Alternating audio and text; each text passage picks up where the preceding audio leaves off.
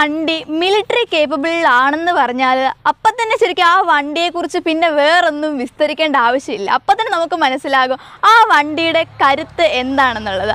അങ്ങനെയുള്ളൊരു വാഹനത്തെയാണ് ഇന്ന് ഞാൻ നിങ്ങളിലേക്ക് പരിചയപ്പെടുത്താൻ പോകുന്നത്.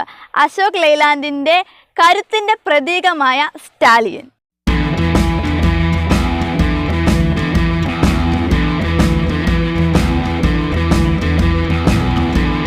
ആർമിയുടെ ലോജിസ്റ്റിക്കൽ ബാക്ക് ബോൺ എന്ന് വിശേഷിപ്പിക്കാവുന്ന ആളാണ് ഇന്ന് നമ്മുടെ ഒപ്പം ഉള്ളത്. സ്റ്റാലിയൻ ഒരു മിലിറ്ററി യൂസിന് വേണ്ടി തന്നെ ഉണ്ടാക്കിയ വണ്ടി ആയതുകൊണ്ട് തന്നെ ഇവന് അതിൻ്റെതായ കുറേ പ്രത്യേകതകളുണ്ട്. ഈവൻ ഓഫ് റോഡ് കേപ്പബിലിറ്റി പോലും പറഞ്ഞറിയിക്കേണ്ടതാണ്. കാരണം നമുക്കറിയാലോ, ഒരു മിലിറ്ററി വണ്ടി അറിയിക്കുമ്പോഴേക്കിനും ഏത് ടൈപ്പ് വെതർ കണ്ടീഷൻ ആയിക്കോട്ടെ, ഏത് തരം ടെറൈനും ആയിക്കോട്ടെ, അതൊന്നും സ്റ്റാലിയൻ ഒരു പ്രശ്നമേ അല്ല. ശരിക്കും പറഞ്ഞാൽ എക്സ്ട്രീം ബാഡ് കണ്ടീഷന് അങ്ങനെയുള്ളൊരു വെതർ സിറ്റുവേഷനിൽ പോലും ഇവൻ്റെ കരുത്തിന് ഒരു കോട്ടവും തട്ടില്ലെന്നുള്ളതാണ്. ഇനിയിപ്പോൾ നമ്മുടെ ടെറൈൻ്റെ കാര്യമായിക്കോട്ടെ, കോസ്റ്റൽ ഏരിയ ആയിക്കോട്ടെ, ഇല്ലെങ്കിൽ ഹൈ ആൾട്ടിറ്റ്യൂഡ് ആയിട്ടുള്ള പ്രദേശങ്ങളായിക്കോട്ടെ, സ്നോ കവേർഡ് ഏരിയാസ് ആയിക്കോട്ടെ, ഇല്ലെങ്കിൽ മണൽ പരപ്പുകളായിക്കോട്ടെ, ഇവൻ എന്നും സ്റ്റാലിയനായി തന്നെ തുടരും. ഇവൻ്റെ കരുത്തിനൊന്നും ഒരു കുറവും സംഭവിക്കില്ല. മാത്രമല്ല, ഈ സ്റ്റാലിയന് കുറച്ച് പ്രത്യേകതകളുണ്ട്. കാരണം ഇവൻ്റെ എല്ലാ ബേസ് മോഡൽസിനും നമുക്ക് ലെഫ്റ്റ് ഹാൻഡ് ഡ്രൈവ് ആണെങ്കിൽ അതുണ്ട്, റൈറ്റ് ഹാൻഡ് ആണെങ്കിൽ അത് കിട്ടും. മാത്രമല്ല ഇവൻ്റെ ഒരു ആർമറോട് കൂടി കിട്ടും, ആർമർ ഇല്ലാതെ കിട്ടും.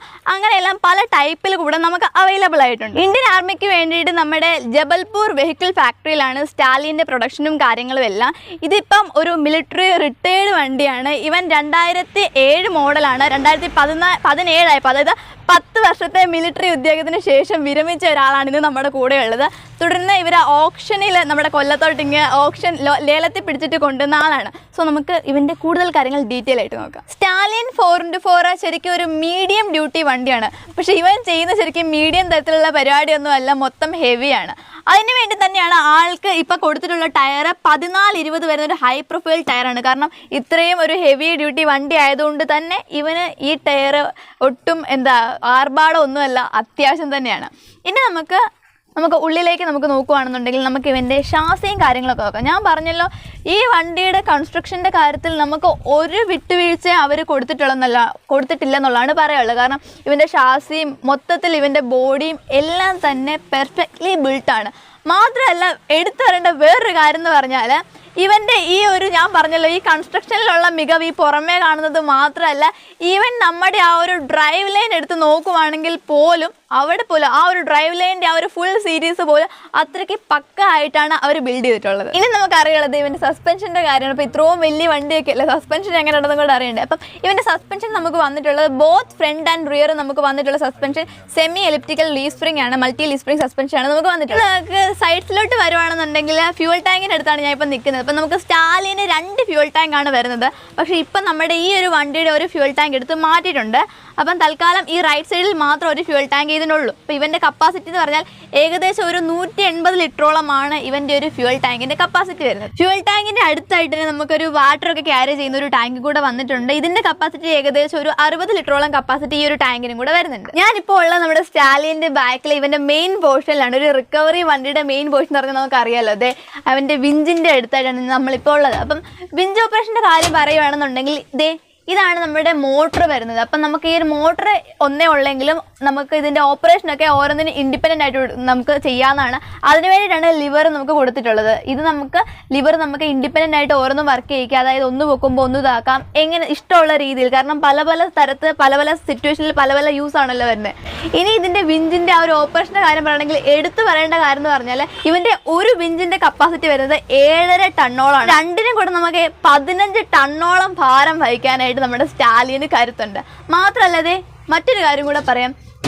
ഈ റോപ്പ് കണ്ട്, ഈ റോപ്പിന് ഏകദേശം 250 അടിയോളം നീളമുണ്ട്. അപ്പം എത്ര കുഴിയിൽ കിടക്കുന്ന വണ്ടിയാണെങ്കിലും നമുക്ക് വേറെ വല്ല റോപ്പും വെച്ച് എക്സ്റ്റെൻഡ് ചെയ്യേണ്ട ആവശ്യമൊന്നും വരുന്നില്ല.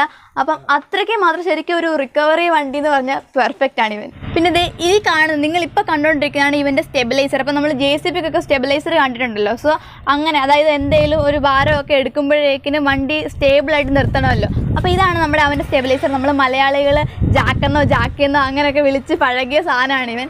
സോ ഇവൻ്റെ ഓപ്പറേഷൻ മാനുവലാണ് കേട്ടോ, അല്ലാതെ ഓട്ടോമാറ്റിക്കോ കാര്യങ്ങളോ ഒന്നുമല്ല, മാനുവലായിട്ട് നമ്മൾ ചെയ്യണം. ഇനി നമുക്ക് ബാക്കിലോട്ട് പോകാം. സൈഡ്സിലെ സ്റ്റെബിലൈസർ പോലെ തന്നെ നമുക്ക് ബാക്കിലും സ്റ്റെബിലൈസർ വരുന്നുണ്ട്. ഇതാണ് നമ്മുടെ ബാക്കിൽ വരുന്ന സ്റ്റെബിലൈസർ. ഇതിനകത്ത് സ്റ്റെബിലൈസർ എല്ലാം നമുക്ക് മാനുവൽ ആട്ടോ, അല്ലാതെ ഹൈഡ്രോളിക് ഒന്നുമല്ല, എല്ലാം മാനുവലാണ്. നമ്മുടെ വിൻഡ് ഓപ്പറേഷന് വേണ്ടിയിട്ടുള്ള ലിവർ നമുക്ക് അവിടെ മാത്രമല്ല കൊടുത്തിട്ടുള്ളത്. ഈ കാണുന്നത് നമുക്ക് ഇതിൻ്റെ ലിവേഴ്സാണ്. അപ്പോൾ ഇത് നമുക്ക് മുമ്പിലെ കണ്ടുപോലെ തന്നെ ഇൻഡിപെൻഡൻ്റ് ആയിട്ട് നമുക്ക് വർക്ക് ചെയ്യിക്കാനും കൂടെ പറ്റുന്നതാണ്. നമ്മൾ റൈറ്റ് സൈഡിൽ കണ്ട പോലെ തന്നെ നമുക്ക് ലെഫ്റ്റ് സൈഡിൽ നമുക്ക് ആ ഒരു ലിവർ വരുന്നുണ്ട് വിൻഡ് ഓപ്പറേഷന് വേണ്ടിയിട്ട്. കാരണം ഒരു റിക്കവറി വണ്ടി ആകുമ്പോഴേക്കും നമുക്ക് ഇന്ന സ്ഥലത്തെ പോയിട്ട് വണ്ടി റിക്കവർ ചെയ്യാൻ പറ്റത്തുള്ളതൊന്നും വാശി പിടിക്കാൻ പറ്റത്തില്ല. ഏത് വണ്ടി ഏത് സ്ഥലത്തും ആക്സിഡൻറ്റിൽ പെടാമല്ലോ. സോ നമുക്ക് ഇനി ഇപ്പോൾ അപ്പുറത്തെ സൈഡ് ഒരു ഇടുക്കാന്ന് വെച്ചാൽ അപ്പോൾ നമുക്ക് ഇപ്പുറത്ത് നിന്ന് നമുക്ക് ഓപ്പറേറ്റ് ചെയ്യാം, നേരെ തിരിച്ചും നമുക്ക് ഓപ്പറേറ്റ് ചെയ്യാനായിട്ട് പറ്റണം. മാത്രമല്ല ഇനി ഈ രണ്ട് സൈഡിൽ നമുക്ക് ഇടയില്ലെന്നുണ്ടെങ്കിൽ നമുക്ക് വേണമെങ്കിൽ അവിടെ കയറിയിരുന്ന അകത്തിരുന്ന് നമുക്ക് ഓപ്പറേറ്റ് ചെയ്യും. ഇനി ബാക്കിലോട്ട് വരാണെന്നുണ്ടെങ്കിൽ നമുക്ക് എടുത്ത് വരേണ്ട കാര്യം ഈ കാണുന്നൊരു ഹുക്കാണ്. കാരണം എന്ന് പറഞ്ഞാൽ നമ്മൾ മിലിറ്ററി വണ്ടികൾക്ക് മാത്രം കണ്ടുവരുന്നൊരു സാധനമാണിത്. കാരണം എന്ന് പറഞ്ഞാൽ ഞാൻ പറഞ്ഞല്ലോ, ഒരു റിക്കവറി വണ്ടിയാണല്ലോ, അപ്പോഴേക്കിനും മറ്റ് വണ്ടികളൊക്കെ ഇങ്ങനെ കൊണ്ടുപോകുമ്പോഴേക്കിനും ആ വണ്ടിയും സേഫായിട്ടിരിക്കണം. മാത്രമല്ല റോഡിൽ വേറെ വണ്ടി പോകുമല്ലോ, സോ ആ വണ്ടിയും എല്ലാവരും സേഫായിട്ടിരിക്കുക. സോ അതിന് വേണ്ടിയിട്ട് നമ്മൾ കൊണ്ടുപോകുന്ന ആ ഒരു വണ്ടിനെ സേഫായിട്ട് ഈ ഒരു ഹുക്കിലോട്ട് നമ്മളങ്ങ് ലോക്ക് ചെയ്ത് വെക്കും. ഇത് ലോക്കിന് ഒരു പ്രത്യേകത ഉണ്ട് കേട്ടോ. ഇത് ചുമ്മാ ഒന്നും നമുക്ക് അഴിക്കാൻ പറ്റത്തില്ല, അത്യാവശ്യം നല്ല കട്ടിയുണ്ട്, എനിക്ക് പാടാണ്. ഇത് ഇങ്ങനെ മാറ്റിയിട്ട് നമ്മൾ ഇതിങ്ങനെ പൊക്കുക. അപ്പോഴാണ് നമുക്ക് ലോക്ക് അഴിഞ്ഞ് കിട്ടി. ദെൻ നമ്മൾ അങ്ങനെ ലോക്ക് ചെയ്തിട്ടാണ് നമ്മളിത് തിരിച്ചാക്കുന്നത്. അപ്പോൾ ഞാനങ്ങനെ വണ്ടിയുടെ മേളിൽ വലിഞ്ഞു കയറിയിട്ടുണ്ട്. സോ ഇവിടെ എന്തൊക്കെയാണ് കാണാനുള്ളതെന്ന് വെച്ചാൽ ഇവിടെയായിട്ടാണ് നമ്മുടെ മാനുവൽ ജാക്കും കാര്യങ്ങളെല്ലാം വരുന്നത്. ആവശ്യമുള്ളപ്പോൾ മാത്രം എടുത്താൽ മതിയല്ലോ. സോ അതിൻ്റെ സ്ഥാനം വെക്കാറ് ഇവിടെ തന്നെ ആയിരിക്കും. ദെൻ ഈ രണ്ട് സൈഡിലുമായിട്ട് നമുക്ക്, അതായത് ലെഫ്റ്റ് സൈഡിലും അതുപോലെ റൈറ്റ് സൈഡിലുമായിട്ട് നമുക്ക് രണ്ട് ലിവേഴ്സ് ഇവിടെ കൂടെ കാണാൻ പറ്റും. ഈ ലിവർ എന്തിനാണെന്ന് വെച്ചാൽ ഇത് നമ്മുടെ ഈ ഒരു വിഞ്ചിനെ റിലീസ് ആക്കാനായിട്ടൊക്കെ വേണ്ടിയിട്ടുള്ള ലിവറാണ്. അതായത് നമുക്ക് ചിലപ്പോൾ വിഞ്ച് ഒന്ന് ഫ്രീ ആക്കി വെച്ചാൽ നമ്മുടെ ഇഷ്ടാനുസരണം മാനുവലായിട്ട് ഇപ്പോൾ ഒരാൾക്കാണെങ്കിലും തന്നെ വലിച്ചുകൊണ്ട് പോകാൻ പറ്റും. ദെൻ നമുക്ക് എവിടെയാണോ കൊണ്ട് ടൈറ്റ് ചെയ്യേണ്ടത് ആ പരിപാടിയെല്ലാം കഴിഞ്ഞിട്ട് ഇവനെ നേരെ ആ ക്ലച്ച് ഒന്ന് ഇട്ട് കൊടുത്താൽ ശരിക്കും വണ്ടിയുടെ ക്ലച്ച് പോലെ നമ്മുടെ വിഞ്ചിൻ്റെ ക്ലച്ച് എന്നാണ് നമ്മുടെ ഓണർ കേട്ട പോലെ ഇതിനെ വിശേഷിപ്പിച്ചത്. സോ നമ്മുടെ അങ്ങനെയുള്ള കാര്യം കൊടുത്തിട്ടുണ്ട്. പിന്നെ ആ ഒരു സൈഡിലായിട്ട് നമുക്ക് ഇതിൻ്റെ ടൂൾ ബോക്സ് വരുന്നത്. ഈ ടൂൾ ബോക്സ് മാത്രമല്ല കേട്ടോ, നമ്മൾ മുമ്പിൽ ഇരുന്നല്ലോ, അതായത് അതിൻ്റെ പുറകിലായിട്ട് ഇവിടെ നമുക്കൊരു 2 ടൂൾ ബോക്സ് വലുതിവിടെ വരുന്നുണ്ട്. അപ്പോൾ ഇത്രയൊക്കെയാണ് ഇവിടെ നിന്നുള്ള വിശേഷങ്ങളും കാര്യങ്ങളും. ഇപ്പോൾ ഉള്ളത് നമ്മളുടെ സ്റ്റാലിയൻ്റെ ക്യാബിൻ്റെ ഉള്ളിലാണ്. അപ്പോൾ ക്യാബിൻ്റെ ഉള്ളിൽ കയറുമ്പോഴേ നമ്മുടെ ഫ്രണ്ടിൽ ഈ വലിയൊരു സ്റ്റിയറിംഗ് ആണല്ലോ, ഒരു 2 സ്പോക്ക്. നമ്മുടെ ലെയ്ലാൻഡിൻ്റെ ചീറ്റയിലൊക്കെ കണ്ടുവരുന്ന ഒരു മോഡലാണ്. അല്ലാതെ നമ്മൾക്ക് പെട്ടെന്ന് ലെയ്ലാൻഡിൻ്റെ സ്റ്റിയറിങ്ങിലേക്ക് അങ്ങനെ പറയുമ്പോഴേക്കും ഓർമ്മ വരുന്നത് ആ ചിരട്ട കമത്തിയ പോലുള്ള ആ ഒരു ലോഗോ ഒക്കെ ആയിരിക്കും. ബട്ട് ആ ഒരു ടൈപ്പൊന്നും അല്ല വന്നിട്ടുള്ളത്. ഇങ്ങനത്തെ ഒരു സ്റ്റൈലിലാണ് നമുക്ക് വേണ്ട സ്റ്റിയറിങ്ങും കാര്യങ്ങളും എല്ലാം വന്നിട്ടുള്ളത്. പിന്നെ പക്കായിട്ട് നമ്മൾ നേരത്തെ കണ്ടുവരുന്ന രീതിയിലുള്ള ഒരു ക്ലസ്റ്ററും കാര്യങ്ങളൊക്കെ നമുക്ക് ഇവിടെ കാണാൻ പറ്റുന്നുണ്ട്. എടുത്ത് വലിയ കൂടുതൽ വർണ്ണിക്കാനൊന്നുമില്ല. ദെൻ നമുക്കത് ഇങ്ങോട്ട് വരുവാണെന്നുണ്ടെങ്കിൽ ഇവൻ്റെ നമ്മുടെ ഡിഫറൻഷ്യൽ ലോക്കിൻ്റെ കാര്യം ഫുൾ എയർ ആണ് കേട്ടോ. അതിപ്പോൾ തന്നെ പറഞ്ഞേക്കാം. അല്ല നമുക്ക് ലിവറും ഒന്നും അല്ല വന്നിട്ടുള്ളത്, ഫുൾ എയർ ആണ്. ഇപ്പോൾ ബ്രേക്ക് ആണെങ്കിലും ഞാൻ പറഞ്ഞില്ല, വണ്ടി ഫുള്ള് എയർ ആണ്. ഓക്കെ, അങ്ങനെയാണ് നമുക്ക് ഇവൻ്റെ ഉള്ളിൽ നിന്നുള്ള സംഭവങ്ങളെല്ലാം വന്നിട്ടുള്ളത്. സ്റ്റാലിയൻ്റെ നമ്മുടെ റോൾസ് റോയ്സിനൊക്കെ പറഞ്ഞല്ലോ, സ്റ്റാലിയൻ്റെ മാനം നോക്കി ജനാലയാണിത്. ശരിക്കും ഇതും മാനുവൽ ആയതുകൊണ്ട് ഇച്ചിരി ആരോഗ്യം വേണം പൊക്കാനായിട്ട്, കാരണം മേളിലേക്ക് ഇങ്ങനെ ബലം പ്രയോഗിക്കണം. ദെൻ നമ്മുടെ ഗിയർ നോബിലോട്ട് വരുവാണെന്നുണ്ടെങ്കിൽ ഒരു 5 സ്പീഡാണ് വന്നിട്ടുള്ളത് നമുക്കിവന്. ഇനിയിപ്പോൾ നമുക്ക് നേരത്തെ ഞാൻ പറഞ്ഞ പോലെ തന്നെ എഞ്ചിൻ സ്പെക്കിലോട്ട് പോകാൻ കൂടുതൽ ബോറടിപ്പിക്കുന്നത്. എഞ്ചിൻ സ്പെക്ക് പറയുമ്പോൾ നമുക്ക് എല്ലാ വണ്ടിയുടെയും പറയുന്ന പോലെ എഞ്ചിൻ ബേ ഒക്കെ കാണിച്ചുകൊണ്ട് അതിൻ്റെ കമ്പോണൻസ് എല്ലാം നോക്കിക്കൊണ്ടൊന്നും പറയാൻ ഇപ്പോൾ തൽക്കാലത്തേക്ക് നമുക്കൊരു നിർവാഹമില്ല. കാരണം ഇവൻ്റെ ഈ ക്യാബിൻ നമ്മൾ ടിപ്പറിനകത്ത് നമ്മൾ കണ്ടിട്ടില്ല, ഇങ്ങോട്ട് പെടത്തി വയ്ക്കുന്നത്, തല മറിച്ചിടുക. സോ അങ്ങനെയൊന്നും വെച്ചിട്ട് നമുക്ക് കാണിക്കാൻ പറ്റത്തില്ല, കാരണം ഇച്ചിരി മെനക്കേടുള്ള പരിപാടിയാണ്. സോ എന്തായാലും എഞ്ചിൻ സ്പെക്കും കാര്യങ്ങളും പറയുവാണെന്നുണ്ടെങ്കിൽ നമുക്ക് ഇപ്പോൾ ഇവന് വന്നിട്ടുള്ള ഒരു H6 എഞ്ചിനാണ്. അപ്പം എഞ്ചിൻ്റെ കരുത്തും കാര്യങ്ങളെന്ന് പറഞ്ഞാൽ ഇവൻ്റെ ഈ ഒരു എഞ്ചിൻ്റെ പവർ എന്ന് പറഞ്ഞാൽ 165 കിലോ വാട്ടാണ്. ഇത്ര നമുക്ക് കിട്ടുന്ന ഒരു 2500 RPM-ലാണ് കേട്ടോ. പിന്നെ അടുത്തെന്താണ് ഇവൻ്റെ കരുത്തറിയണ്ട്. ഇവൻ്റെ ടോർക്ക് എന്ന് പറയുന്നത് 1400 മുതൽ 1900 RPM-ന് ഉള്ളിൽ ഇവന് 800 ന്യൂട്ടൺ മീറ്റർ ടോർക്കാണ് കിട്ടുന്നത്. നിങ്ങളൊന്ന് ആലോചിച്ച് വെക്കുക. അതായത് നമ്മളിപ്പോൾ കണ്ടുവരുന്ന ഒരു BS6 മോഡൽ ഇപ്പോൾ നമ്മുടെ ലെയ്ലാൻഡിൻ്റെ തന്നെ ഒരു 180 ഹോഴ്സ് പവർ ഒക്കെ വരുന്ന ഒരു വണ്ടിക്ക് പോലും എത്ര കാണും ടോർക്ക്? ഒരു 660 റേഞ്ചിലാണ് അവൻ്റെയൊക്കെ ഒരു ടോർക്ക് വരുന്നത്. പക്ഷേ ഈ വണ്ടിക്ക് 800 വരുന്നത്. അതായത് ഏകദേശം ഒരു 140 ന്യൂട്ടൺ മീറ്ററിൻ്റെ ഡിഫറൻസ്. അപ്പോൾ തന്നെ ഒന്ന് ആലോചിച്ച് നോക്കാമല്ലോ ഇവൻ്റെ കരുത്ത്. ഒരു മിലിറ്ററി വാഹനത്തിൻ്റെ ഓഫ് റോഡിങ് കേപ്പബിലിറ്റിയെ കുറിച്ച് എടുത്തു പറയേണ്ട ആവശ്യമില്ല. അങ്ങനെ പറയുമ്പം സ്റ്റാലിയനെ കുറിച്ചും കൂടെ ഒന്ന് പറയണ്ടേ, കാരണം ഇവനൊരു മിലിറ്ററി വണ്ടിയല്ലേ. സോ ഇവൻ്റെ കരുത്ത് ഇവൻ തെളിയിക്കുന്നത് കേവലം നല്ല നടപ്പാതകളിലൂടെ അല്ലെങ്കിൽ നല്ല വഴികളിലൂടെ മാത്രമല്ല, വിട്ടുവീഴ്ചയില്ലാത്ത ഓഫ് റോഡിൻ്റെ ആവശ്യകത ഏറിയ എത്ര ദുഷ്കരമായ വീതികളും താണ്ടാനായിട്ടുള്ള ഇവൻ്റെ കഴിവിന് ഗ്രൗണ്ട് ക്ലിയറൻസിൻ്റെ ഒരു ആവശ്യകതയെക്കുറിച്ച് പറയേണ്ട ആവശ്യമില്ല.